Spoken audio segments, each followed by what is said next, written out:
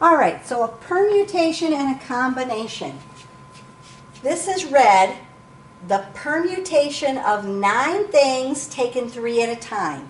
So I might have 1, 2, 3, 4, 5, 6, 7, 8, 9. I'm going to use 3 of my numbers, and I want to find out how many different arrangements I can have. And a permutation, the order is important. 1, 2, 3 is not the same thing as 3, 2, 1. For a combination, the order doesn't make a difference. It's like having a group. The group 1, 2, 3 is the same thing as the group 3, 2, 1. So permutations, you have a lot more options because the order of my arrangement makes a difference. Whereas a combination, you think of it as a group, you're not going to have as many choices. When I do a permutation of n things taken r at a time, you take n factorial over n minus r factorial. For a combination of nr, we take n factorial divided by n minus r factorial times r factorial. So we get rid of all the extra ones where they're exact same group of things. Now factorial means you take that number, like 9, times every number below it. So 9, 8, 7, 6, 5, 4, 3, 2, 1, till you get down to 1. So if I am going to evaluate the permutation of 9 things taken 3 at a time, I'm going to do 9 factorial over 9 minus 3 factorial. 9 minus 3 would give me 6 factorial. So if I think about this the long way, 9 factorial is 9 times 8 times 7 times 6 times 5 times 4 times 3 times 2 times 1. 6 factorial, 6 times 5 times 4 times 3 times 2 times 1. Notice, everything below 6 factorial is just going to cancel out. So I'm going to take 9 times 8 times 7. 9 times 8 times 7 is 504.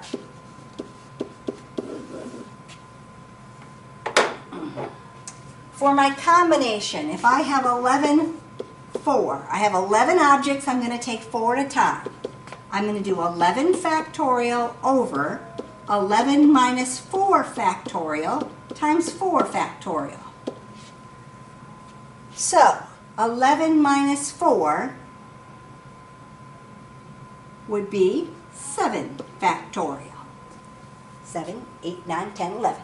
So when I think about this, 11 factorial would be 11 times 10 times 9 times 8 times 7 factorial, because it's 7, 6, 5, 4, 3, 2, 1. Since I already have a 7 factorial, I'll be able to cancel those out. Then I have the 4 factorial. 4 times 3 times 2 times 1. So I can do some reducing. I have an 8 and I have a 4 times a 2. Well, 8 and 4 times 2 are both 8, so I can cancel that out. 3 and 9. 3 goes into 9 3 times. So I can take 11 times 10 times 3. 11 times 10 times 3 gives me 330. Now, just for purposes of checking, not that I think that you should use your calculator to figure these out, you do have a permutation and a combination button on your calculator. It happens to be right next to the x to the negative 1 underneath your alpha key. You see in yellow is NPR, the key says NCR. So if I were doing this permutation, I'm going to put 9, shift, the NCR key, but it really puts the P in there because the shift gives me the one above it. So 9P3, if I hit equals, I get 504.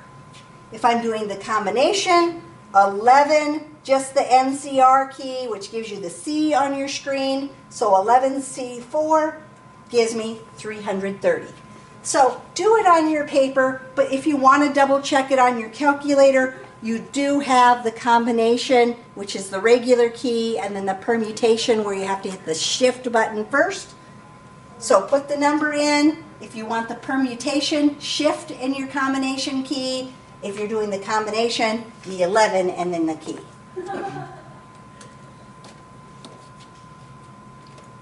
Number 20 then.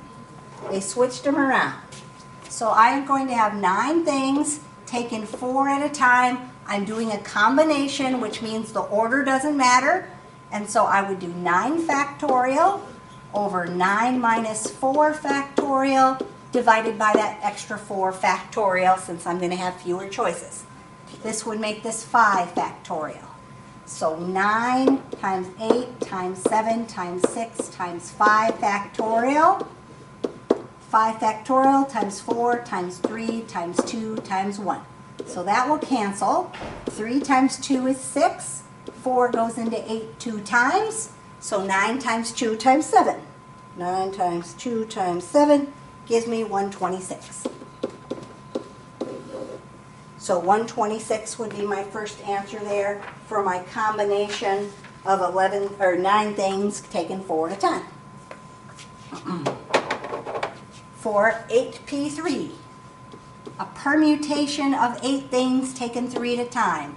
I'm going to have 8 factorial over 8 minus 3 factorial. So I'm going to have 8 times 7 times 6 times, this would be 5. 5 factorial, 5 factorial on the bottom. My 5 factorial is going to cancel out. So 8 times 7 times 6 gives me 336 permutations.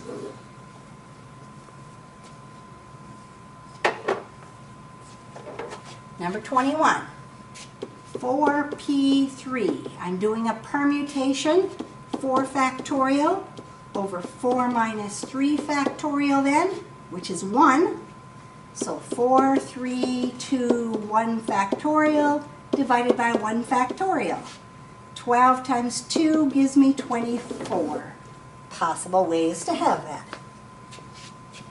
And the last one, 12C4.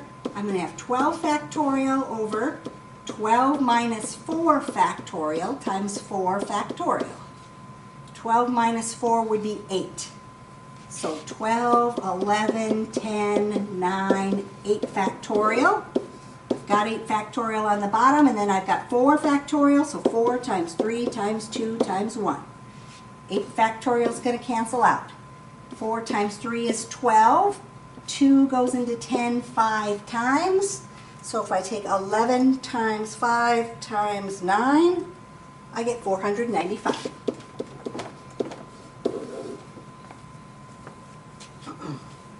So for a permutation, you're going to have more choices because the order is important. Combination, you divide by that extra to divide out those extra possibilities, because 1, 2, 3 is the same group as 3, 2, 1. And so you have fewer choices there. And so those are your formulas. On the next ones, we will be doing some word problems doing those things.